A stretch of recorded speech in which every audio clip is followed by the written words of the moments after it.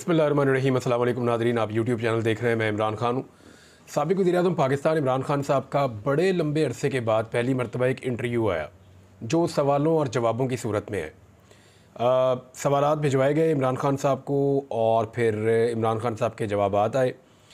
जिस सहाफ़ी ने ये इंटरव्यू किया उन्होंने पहले अल जज़ीरा की तरफ से और किसी और एक आधे चैनल की तरफ से भी इंटरनेशनली इमरान खान साहब का इंटरव्यू पहले कर रखा है और अब ज़ेटियो नाम की एक जरीदा है उसके अंदर उन्होंने वो इंटरव्यू छापा है इमरान खान साहब का। लगभग 8 सवालात हैं और सारा इंटरव्यू मेरे पास मौजूद है। मैं आपको बता देता हूँ कि क्या बातें इमरान खान साहब से पूछी गई और क्या जवाबात इमरान खान साहब ने दिए। इसके अलावा कुछ और डेवलपमेंट्स हैं, पहले वो डेवलपमेंट्स मैं आपके सामने रख देता हूँ। सबसे पहले तो जो इद्दत में निकाह वाला केस का उसका आज फ़ैसला आना था। फ़ैसला महफूज था और फिर फ़ैसला गैर महफूज हो गया। यानी मैंने जो पाकिस्तान तहरीक इंसाफ के वकला से बात की उन्हें लगा कि आज का ये सारा मामला जो है, उन्होंने एक स्पेसिफिक वर्ड यूज़ किया कुछ लोगों ने, उन्होंने कहा जी ये फ़िक्स मैच था। मैंने कहा जी क्या मतलब?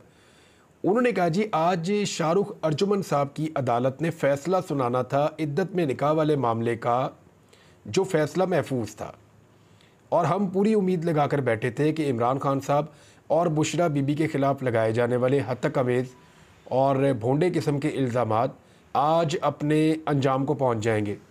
लेकिन फिर उन्होंने बताया कि बहुत अजीब तरीके से अदालत में चीज़ें हुई। वो चीज़ें रिपोर्ट भी हुई हैं कि जब फ़ैसला सुनाना हो तो फिर अदालत फ़ैसला ही सुनाती है।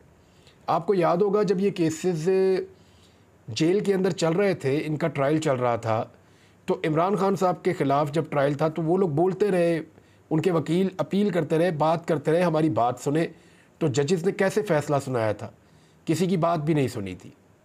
चाहे साइफ़र वाला केस होता वहाँ पे, चाहे तोशा खाना वाला केस था, चाहे उसके अंदर इद्दत वाला केस था, चाहे उसके अंदर बाकी जो इमरान खान साहब को जेल के अंदर सज़ाएं सुनाई गई, उनकी तो बात ही नहीं सुनी गई इमरान खान साहब की। और जज ने ऐसे फ़ैसला सुनाया जैसे बहुत ज़रूरी है, और जज तो किसी की बात ही नहीं सुनते जब फ़ैसला वो लिख लेते हैं या फ़ैसला कर लेते हैं। लेकिन यहाँ पे दोबारा से मौका भी मिला रिजवान अब्बासी को दलाइल के लिए, और फिर मौका मिला खावर मानिका को। और पीटीआई के बकौल उन्हें लगा कि ये एक फ़िक्स मैच टाइप चीज़ है, क्योंकि खावर मानिका ने डायरेक्टली गालियां देना शुरू कर दी। यानी पाकिस्तान तहरीक इंसाफ के लोग वहाँ पे फ़ैसला सुनने गए थे और वहाँ गालियां सुनना शुरू हो गए। और खावर मानिका साहब ने इस तरह के अल्फाज बोले, इस तरह के जुमले बोले पाकिस्तान तहरीक इंसाफ के बानी चेयरमैन इमरान खान के बारे में, जिन पे लाजमन पाकिस्तान तहरीक इंसाफ के लोगों को गुस्सा आना था। फिर वहाँ पे जब बदवाओं का और गालियों का सिलसिला शुरू हुआ तो फिर एक हाथापाई वाली सिचुएशन बन गई। गो कि उतनी लड़ाई नहीं हुई, ढक्कम पेल ज़रूर हुई। एक दो वकला ने उन्हें मारने के लिए कोशिश की, लेकिन सूरत हाल जो है उसमें बीच बचाव हो गया। अब ये सारा मामला फिर कटाई में पड़ गया। जज साहब ने फ़ैसला भी नहीं सुनाया, जज साहब वापस चैम्बर में चले गए, खावर मानिका साहब निकल के वापस चले गए, उनके वकील भी चले गए, पीटीआई मुंह देखती रही ये क्या हो रहा है। और उसके बाद जो है ये मामला हाई कोर्ट के पास चला गया। तो ये भी मामला दोबारा से लटक गया है। पाकिस्तान तहरीक इंसाफ के वकला ये कहते हैं, या जो लोग वहाँ मौजूद थे तहरीक इंसाफ के, उनका ये मानना है कि ये डिलेइंग टैक्टिस है, इमरान खान को तोड़ने की कोशिश है और दोबारा से कोशिश की गई है कि ये मामला जितना लंबा किया जा सके इसको मज़ीद लंबा खींचा जाए, क्योंकि अभी इमरान खान साहब को छोड़ने का फ़ैसला नहीं हुआ, या इमरान खान साहब उस तरह की आज़ादी में नहीं जा रहे जिस तरह की आज़ादी उनको ऑफ़र की जा रही है। यानी दो तरीके हैं ना बाहर आने के, एक वो तरीका है जिससे इमरान खान बाहर आना चाहते हैं और एक वो तरीका है जिससे निज़ाम उनको बाहर लाना चाहता है। बाहर आना इमरान खान का तय है, अभी आ जाएं, चंद दिन बाद आ जाएं, चंद महीने बाद आ जाएं, वो बाहर आ जाएंगे। लेकिन जो असल बात है कि किस तरीके से बाहर आएंगे ये बहुत इम्पॉर्टेंट होगा। तो बहरहाल ये वाला मुकदमा तो यहाँ रुक गया, और जो साइफ़र वाला मुकदमा है 3 जून यानी सोमवार वाले दिन, पीर वाले दिन ये मुकदमा दोबारा सुना जाएगा। साइफ़र वाला जो है उसकी अपील इमरान खान साहब की वहाँ पे सुनी जाएगी। एक और चीज़ बहुत इंपॉर्टेंट हुई और आज की सबसे बड़ी ये खबर थी, वो अहमद फरहाद साहब की बाजियाबी के हवाले से। केस जो है वो, क्यों मैं अपने केस के सिलसिले में इस्लामाबाद हाई कोर्ट गया हुआ था, मेरा वो एक केस लगा हुआ था, मुझे हज पे जाना था, 2022 में जाना था, तो सिचुएशन आपके सामने, तब भी मैं गिरफ़्तार था, 2023 में भी मैं गायब था, 2024 में अब मेरा नाम ECL में था। तो हमने अदालत से रुजू किया हुआ था और बग़ैर किसी जवाज़ के मेरा नाम डाला गया था, तो अदालत ने वहाँ पे मेरा नाम निकालने का हुक्म जारी किया। उसके बाद फिर जब मैं नीचे आया तो पता चला कि अहमद फरहाद का केस भी थोड़ी देर के अंदर लगने वाला है इस्लामाबाद हाई कोर्ट में। तो उस अदालत में हम चले गए, बाकी भी बहुत सारे सहाफ़ी वहाँ मौजूद थे। तो मोहसिन अख्तर कियानी साहब ने इस केस को सुना, वो इससे पहले भी सुन रहे थे। तो आज पूरे पाकिस्तान की जीत है, पाकिस्तान की अदलिया की, पाकिस्तान के सहाफ़ियों की, पाकिस्तान में जमहूरियत की और पाकिस्तान के इदारों की भी, क्योंकि मोहसिन अख्तर कियानी साहब ने बड़े अच्छे रिमार्क्स दिए। उन्होंने कहा जी यहाँ पे मौजूद कोई भी आदमी अपनी फोर्सेस के ख़िलाफ़ नहीं है, ये सब लोग भी फ़ौज के और फोर्सेस के उतने ही पसंद करने वाले या चाहने वाले हैं जितने इधर वाले लोग खड़े हुए हैं। दोनों तरफ उन्होंने इशारा करके कहा। लेकिन ये इंटेलेक्चुअल हैं, सहाफ़ी हैं, कुछ सियासतदान हैं, ये भी उठाए जाते हैं, गायब कर दिए जाते हैं। तो ये लोग वो नहीं हैं, यानी जो दहशतगर्द हैं, जो लोग जुल्म करते हैं, जो लोग मुल्क के अंदर तबाही फेरते हैं, वो एक अलग चीज़ है। लेकिन ये इंटेलेक्चुअल्स हैं, ये अपनी बातचीत करते हैं, आज़ादी इज़हार राय होनी चाहिए, इस किस्म की। और बड़ी पॉजिटिव डिस्कशन आज हुई। उसमें जो वज़ीर कानून है उन्होंने बड़ी अच्छी बात की कि पाकिस्तान एक ऐसा मुल्क है, यहाँ सिक्योरिटी के इश्यूज़ ज़रूर हैं और ये इश्यूज़ हल होने चाहिए, और ये मसला आज का नहीं है। मेरा मौक़िफ़ वही है जो आप लोगों का मौक़िफ़ है। उन्होंने अदलिया को यकीन दिलाया, अदालत को। लेकिन मामला बड़ा अजीब हो गया। वहाँ पे ये बताया गया हाई कोर्ट को कि अहमद फरहाद जो हैं वो बाजियाब हो चुके हैं और वो मिले हैं रावला कोर्ट के पास। उन्होंने कहा जी कोहाला ब्रिज गए थे, वहाँ थाना धीर कोर्ट है कश्मीर में, इसकी एक FIR भी मौजूद है। और FIR के अंदर लिखा हुआ है जनाब ये जा रहे थे और रास्ते में पुलिस ने गाड़ी रोकी, शनाख्त करने का कहा, तो वो एक बंदा जो है उसने हमारे साथ कोई इस तरह की बातचीत कर दी और बदतमीज़ी शुरू कर दी। नीचे उतारा, पता चला जी उसका नाम अहमद फरहाद अली शाह है, और उस बंदे को जो है वो हमने इस केस में पकड़ लिया।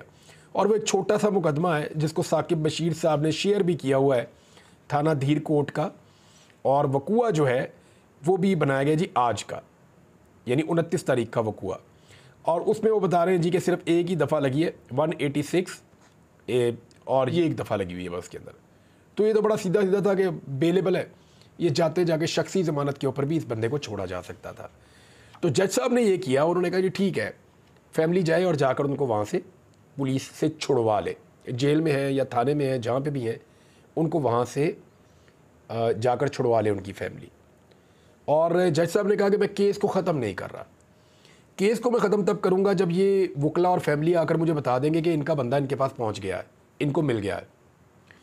हालांकि जो प्रोसिक्यूशन साइड है या अटॉर्नी जनरल वहाँ पे मौजूद थे, वज़ीर कानून मौजूद थे, उन लोगों ने कोशिश की और जज साहब को कहा नहीं जी आप केस डिस्पोज ऑफ कर दें, ख़त्म कर दें, क्योंकि बंदा बाजियाब हो चुका है। तो जज साहब ने कहा नहीं, ये लोग मुझे आकर बताएंगे। ईमान मज़ारी की तरफ उन्होंने, ईमान मज़ारी ने बहुत अच्छा मुकदमा लड़ा और उनकी तरफ उन्होंने इशारा किया कि ये आके मुझे बताएंगे तो इस पे फिर हम लोग कर लेंगे फाइनली, फिर ये ख़त्म हो जाएगा केस।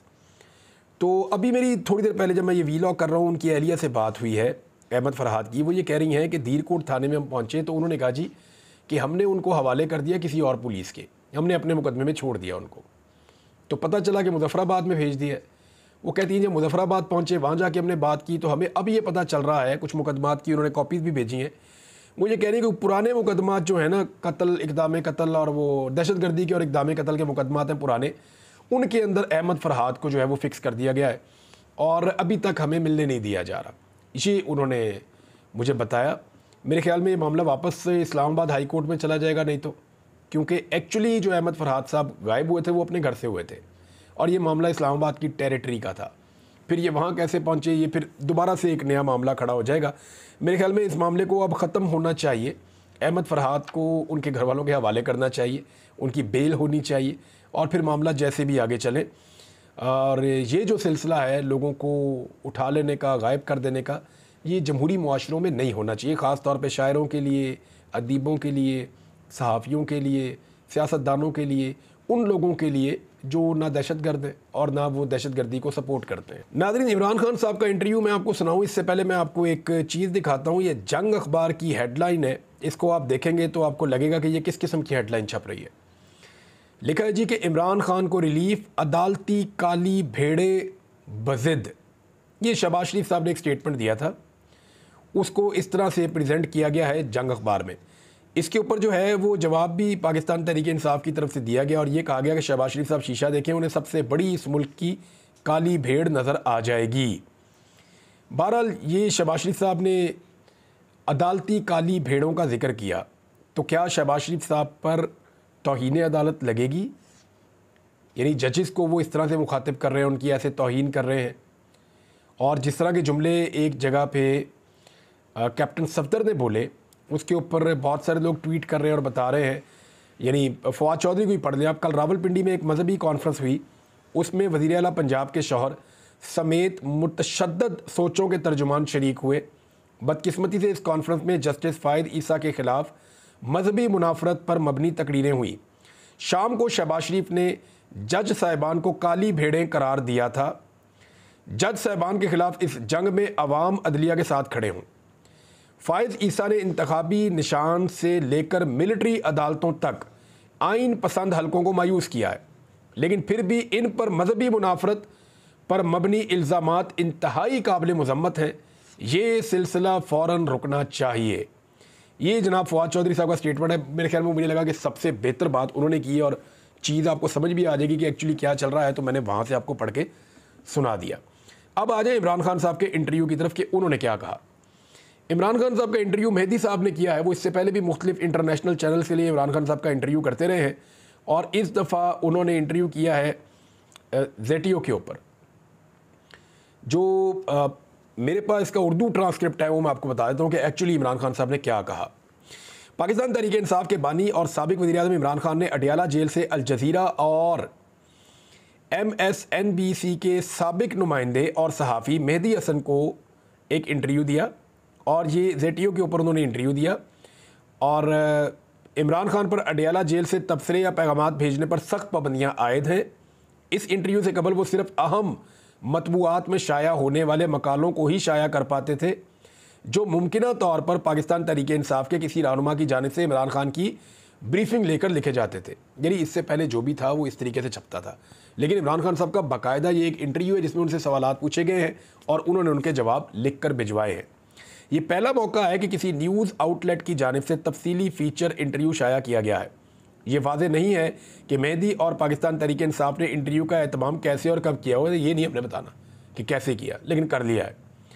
जो मेहदी हैं उन्होंने पूछा कि क्या उन्हें कोई पछतावा है, ये एक सवाल पूछा। तो इमरान खान ने कहा कि उन्हें सिर्फ जनरल बाजवा पर एतमाद करने पर अफसोस है। उन्होंने मज़ीद कहा कि जनरल बाजवा ने अकेले ही अमेरिका जैसे मुमालिक को कहानियाँ फैलाईं और मुझे अमेरिका मुखालिफ या उनके साथ अच्छे ताल्लुकात में दिलचस्पी ना रखने वाले के तौर पर पेश किया। उनका कहना था कि मैं अपना फ़र्ज़ अदा कर रहा हूँ और मुझे कोई पछतावा नहीं है। अल्लाह ने मुझे दौलत से लेकर शोहरत तक सब कुछ दिया है। इमरान खान का कहना था कि मेरी मकबूलियत की वजह यह है कि लोग जानते हैं कि मैं कभी झूठ नहीं बोलूँगा, ना ही कोई मुझे ख़रीद सकता है और ना ही मैं कभी झुकूँगा। मेहदी हसन साहब ने यह भी लिखा है इसके अंदर अपने आर्टिकल में कि मैंने इमरान खान साहब का पहला इंटरव्यू द न्यू स्टेट्समैन के लिए किया था। ये उन्होंने 2010 में किया था। उन्होंने कहा जी गुज़िश्ता 14 सालों में मैंने उनसे कई मौक़ों पर बातचीत की है, जिनमें अल जज़ीरा इंग्लिश और MSNBC के लिए टेलीविज़न इंटरव्यूज़ भी शामिल हैं। लेकिन मैंने कभी इमरान खान का इस तरह से इंटरव्यू नहीं किया जैसा मैंने अब किया है। पाकिस्तान को वर्ल्ड कप जितवाने से लेकर 22वें वज़ीर-ए-आज़म की हैसियत से अपने मुल्क की क़यादत करने वाले लेजेंडरी क्रिकेटर खिलाड़ी इमरान खान अब जेल की कोठरी में है। 2018 में आम इंतखाबात के बाद वज़ीर-ए-आज़म मुंतखब होने के बाद उन्हें 4 साल बाद पार्लियामान में एक मुतनाज़े तहरीक अदम एतमाद के ज़रिए इक़्तिदार से हटा दिया गया। 3.5 साल थे वैसे। इमरान खान ने इस तहरीक अदम एतमाद को अमरीकी साजिश करार दिया था, जिसकी बाइडन इंतज़ामिया मुसलसल तरदीद करती आई है। ये सवाल भी उन्होंने पूछा, इमरान खान साहब ने इसका जवाब भी दिया। गुज़िश्ता साल 9 मई को साबिक वज़ीर-ए-आज़म इमरान खान को पाकिस्तानी हुकाम ने पुरतशद्दुद तौर पर गिरफ़्तार कर लिया था, जिसके बाद उनकी पार्टी की जानिब से पाकिस्तान में मुज़ाहरे शुरू हो गए थे, जिन पर मुल्क भर में पुलिस की जानिब से वहशियाना क्रैकडाउन किए गए थे। इमरान खान को कैद तन्हाई में रखा जा रहा है। हालांकि अलकादर ट्रस्ट केस में बदनवानी पर होने वाली सज़ा पर ज़मानत मिलने के बाद भी यही सलूक रवा रखा गया है, जिसकी वजह एक ये है कि साइफ़र केस में रियासती राज पब्लिक करने और शादी के कवानीन पर अजीबो गरीब अंदाज में दी गई सज़ा काट रहे हैं। यानी वो कहते हैं साइफ़र में अंदर है और जो शादी वाला मामला है वो अजीबो गरीबी किस्म का एक वो इद्दत में निकाह वाला जो है उसको वो भी अंग्रेज़ भी समझने के बहुत ही अजीब काम है।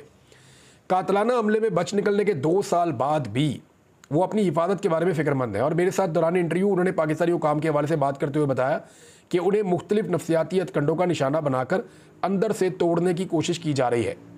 पाकिस्तानी हुकाम ने साबिक वज़ीर-ए-आज़म की गिरफ्तारी और उन पर कायम मुकदमात का दिफा करते हुए कहा है कि उनकी गिरफ्तारी का फरवरी में होने वाले आम इंतखाबात से कोई ताल्लुक नहीं है और उन्हें गैर कानूनी कामों पर अदालत ने मुजरिम करार दिया है।